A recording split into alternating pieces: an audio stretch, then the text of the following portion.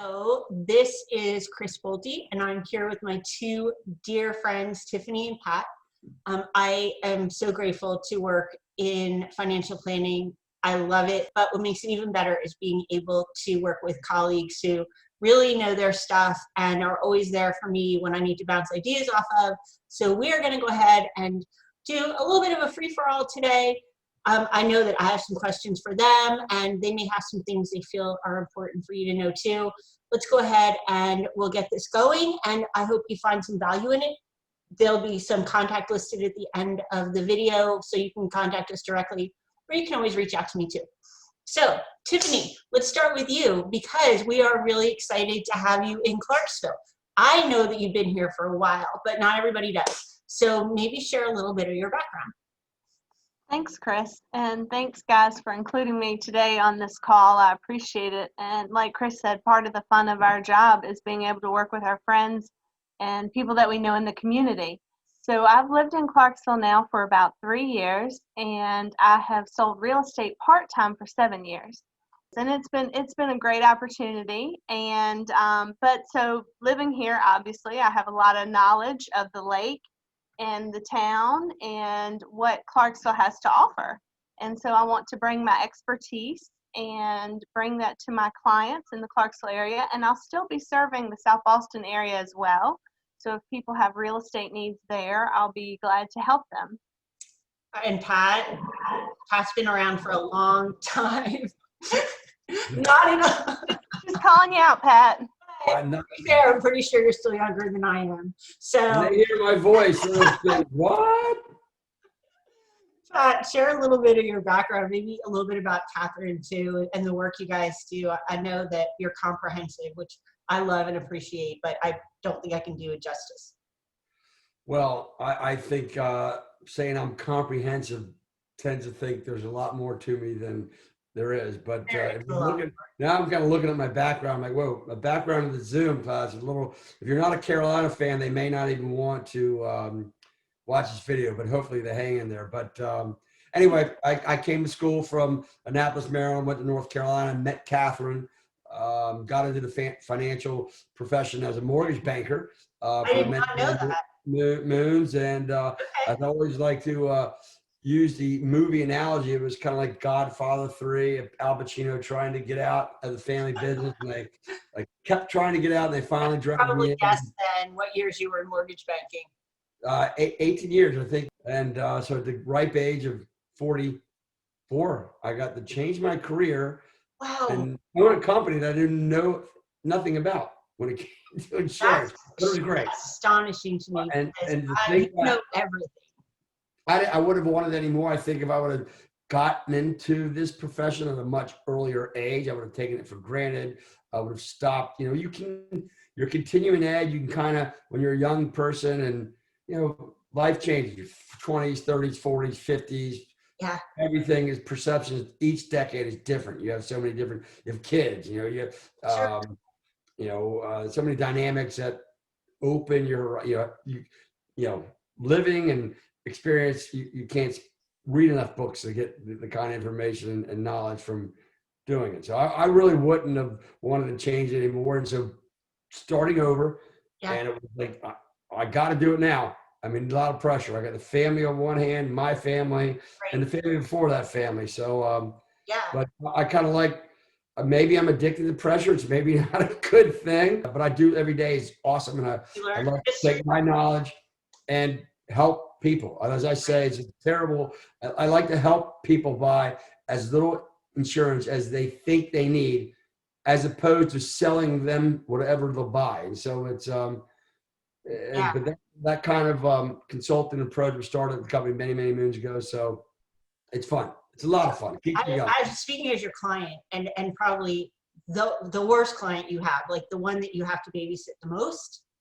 I can tell everybody that that's really the truth, because Pat is like the king of going, gently nudging me. Did you do that? Which I need to do sometimes with my own clients, right? And Tiffany, probably you can attest to that too, that part of our job is to keep things moving forward and to provide wisdom where we can and guidance where we can, and maybe keep our folks out of the ditches to some extent too, right? And I know that like you're great at that. And my own experience years and years and years ago was with a homeowner's policy. And I think, Pat, I've shared this with you and Tiffany too. This is, kind of crosses over into your field, but I had a homeowner's policy, didn't include liability. Well, when the occasion arose that I desperately needed liability, that I had never even, wasn't even a consideration, and I went back to my agent then and said, hey, do I have liability? And he said, no.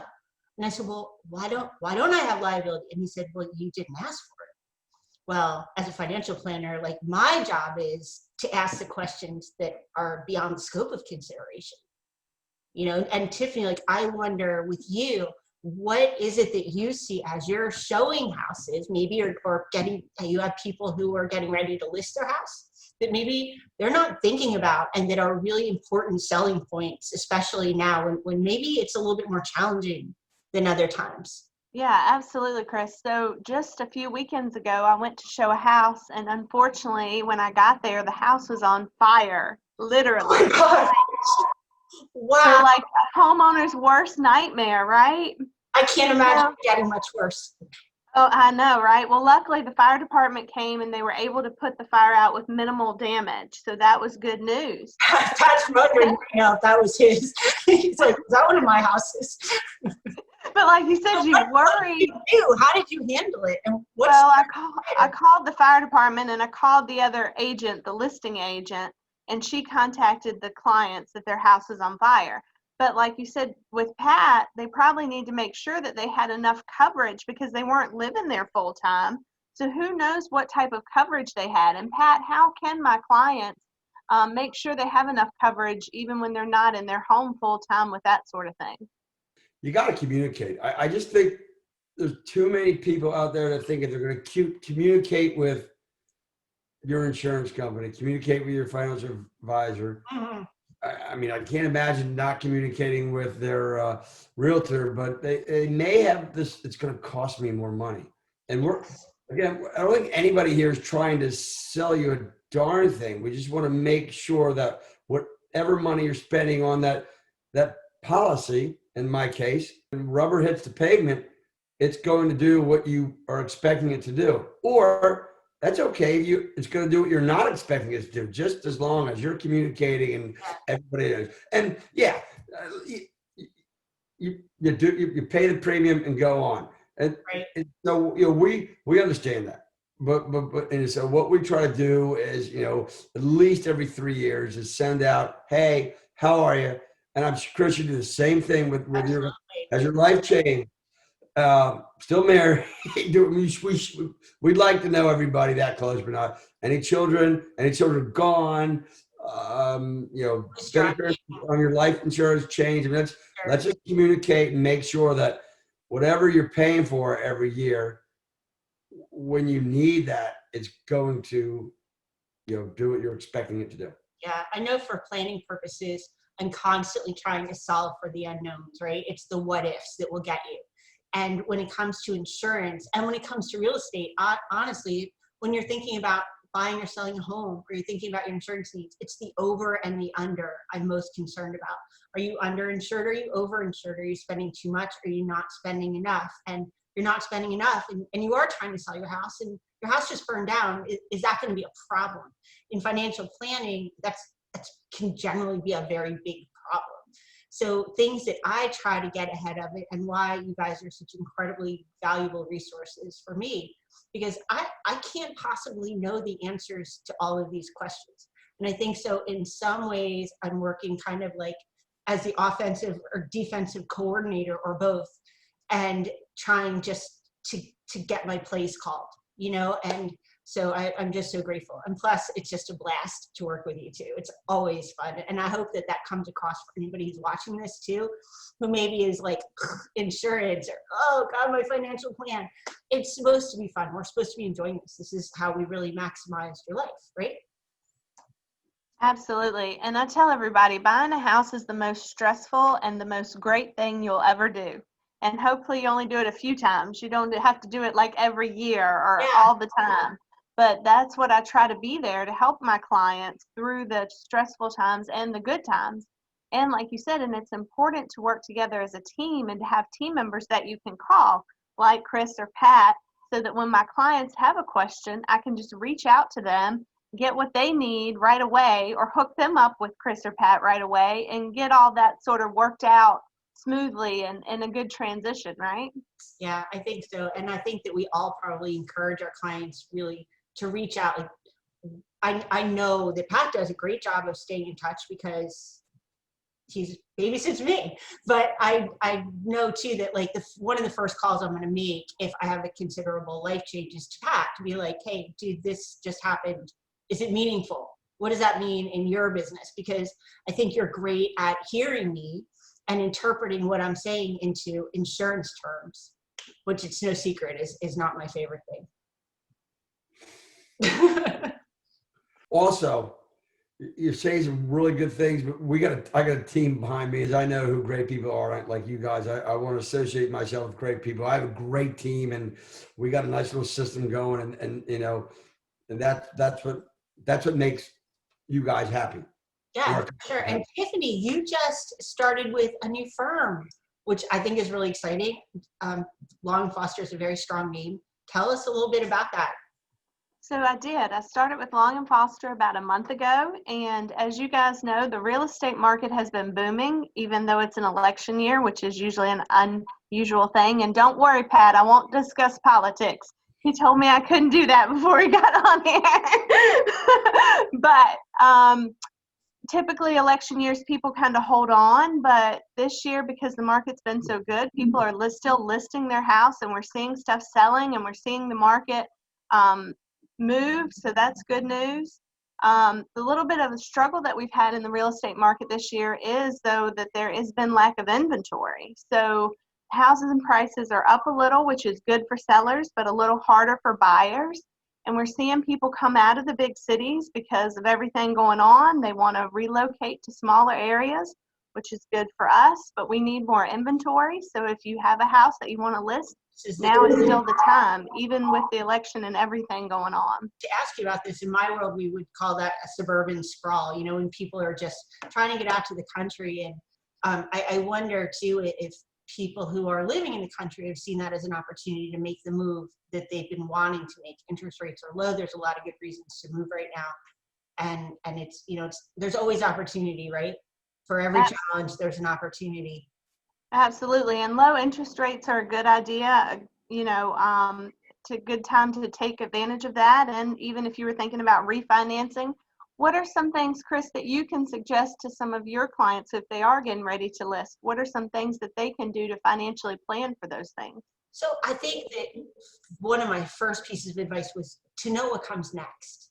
So what is it that your heart is telling you is the next move? Or is this a financial move? Have you been thinking you were downsizing? So know why you're doing what you're doing, and let's have a clear endpoint. What happens after this? Because that is a big part of the plan. You know, maybe if you know you're downsizing and you're in a hurry to do it, you can ask a little bit less. You're not in a big hurry, maybe you ask a little bit more, you know, and those are things I really count on your advice as a real estate professional and knowing what the market is dictating. But yeah, so we always want to get ahead of it, stay ahead of it, and we want to speak to your accountant. We want to make sure that you are eligible for the capital gains exclusion if it's applicable to you. We want to know how long you've been in your home, and that's a key thing. I'm really lucky, I think, in that regard, because most of my clients have been clients for so long. I already know the story. So there isn't a whole lot of discovery that's necessary, but sometimes there is, and we really have to pedal back a little bit and go, okay, why are we doing this? What's the goal? What's the desired outcome? And let's go from there.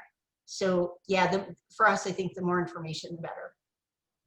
Planning's always good. Because Tiffany asked you a question, and I think that I may have interrupted you. And she said, Pat, if you do suddenly have to sell, or you are offered the offer of a lifetime and you want to go, or you find the place you want to be and your home is vacant, for insurance purposes, is that a thing? Well, I'm going to go back to my theme, communicate. What are the plans? Is it a second home, or is it an investment home, or am I moving out of an area that's not very desirable right now and I can't sell it? So those are the, what do we do now? But, No, that's good. I get that. so, if that house is vacant, typically every homeowner's policy, I shouldn't say that, but majority of them probably have a vacancy clause, and there is a term that in that policy that if the home was vacant for 60 days prior to a loss, then coverages would apply differently. That's really it. So again, going back to what I said, you're paying me a premium. We want to know, you got to know what you're paying me, that it's going to, when the rubber hits the pavement, it's going to work. We want this policy to work when I need it. So first and foremost is call your agent and say, these are my plans. I'm moving, and I'm going to rent it out. I'm going to keep it as a second home. I'm trying to sell it. I hadn't sold it yet. Let your agent, let your carrier make the call and then document it. And then you are in the clear. We do have policies that we call, for vacant homes. They're a little more expensive, but they're not meant to be carried for a long time. So aggregate wise, they're more expensive, but if you just carry it for 4 months or half a year. But if your house is on fire, you're probably not complaining about them, right? Yeah. So there are options. It's not an automatic kiss of death, but yeah, there's some different things that are going to come into play, and you just need to know what your options are and put the onus on your agent. That's what you're paying the big bucks for. Have them recommend and take their recommendation and run with it. Yeah. I know I especially appreciate working with you two when I have a client in and we don't know the answer. And I can say, can I just call Pat? Or they'll say to me, just call Pat or just call Tiffany, and it's nice. I think the client especially appreciates and loves it because they're not paying us anymore to be able to bypass them. And it's a great experience. It's kind of a nice hometowny experience too, So Tiffany, let me ask you this. When you moved here, were there any big adjustments coming? Because you came from South Boston. Do I know? Is that correct? Yeah, South Boston, Virginia, though, not Boston. And your husband was from Canada? Yeah, my husband is from Canada. So he had the adjustments, but for me, it was just from one small town to another small town. Okay. But like you said, I do enjoy the small town and knowing who to call and when, and knowing that person will pick up the phone. Because in the big cities, you might know who to call, but they might call you back like 4 days later. And you're like, wait, I needed you on this day. So as you say, that's the advantage, I think, of being in a small town and having those connections and those relationships. And you can walk out into the backyard and hop on your boat. That's a nice little perk.